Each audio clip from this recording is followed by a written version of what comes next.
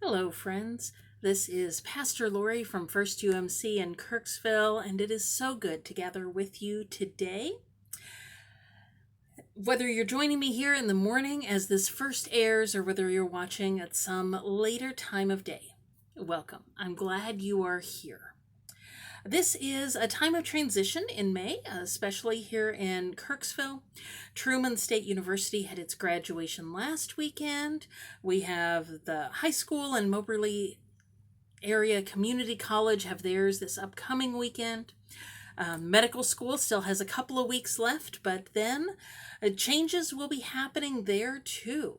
Some will be moving on to other places for their rotations. Some will be finishing up completely. And as I've been driving back and forth to the church this week, I have seen a lot of U-Hauls as people are moving. We know other people who are moving, who are retiring, who are changing jobs in these weeks ahead. It's wonderful to be able to celebrate with them. And at the same time, sometimes it's disappointing. It can be disappointing for us to say goodbye to those who are moving on. Sometimes those who are in the middle of change, it's with the knowledge that choosing one path means saying no to another.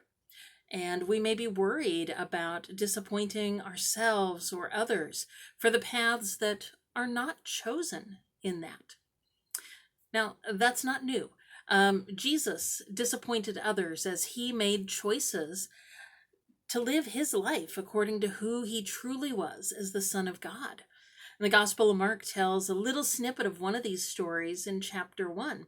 He was in Capernaum with the disciples, and it says early in the morning, he left the house and he went off to a quiet place to pray. And this caused the disciples, when they were getting up and around, to look for him. Where's Jesus? They went to find him, and they tell him, everyone is looking for you. Right? They had expectations of what Jesus would be doing that did not involve going off by himself to spend time in prayer. And they weren't the only ones that Jesus disappointed in order to live faithfully to his true self. He disappointed his family to the point where his mother and his brothers wondered if he was out of his mind. He disappointed the people he grew up with in Nazareth. And when he declared who he really was, they became violent and tried to push him off a cliff. He disappointed the crowds who wanted to see miracles from someone who would overthrow the Roman rulers. He disappointed the religious leaders. He disrupted their teachings. He disappointed even his closest friends, the disciples who traveled with him. They had their own picture of how the Messiah would act and what he would do, and Jesus did not match those expectations or dreams. And I would imagine there may have been times, because he cared for them so deeply, that broke his heart, that he couldn't be who they wanted him to be and stay true to who he actually was. And maybe you understand. Maybe you've had to disappoint people in your life, and you know how hard that is. And some of us try to avoid it at any cost. Maybe you or someone you know has made important life choices based on someone else's expectations rather than being your own true self. Sometimes we don't even realize that we're taking on the expectations of others as our own. I had a little reminder of that this week. I've been reading through I Guess I Haven't Learned That Yet by Shauna Nyquist. And in the chapter I was reading, she reflects on a time that she discovered just how much her own identity was wrapped into that of her father and the church that he had started. A terrible situation was revealed, and she wrote, I didn't understand it at the time, but my own identity, not my public identity, but the inner one, the set of beliefs I carry internally about myself in this world, was unhealthily braided together with my dad and our church. I understood myself almost entirely in the context of their stories and identities, not my own.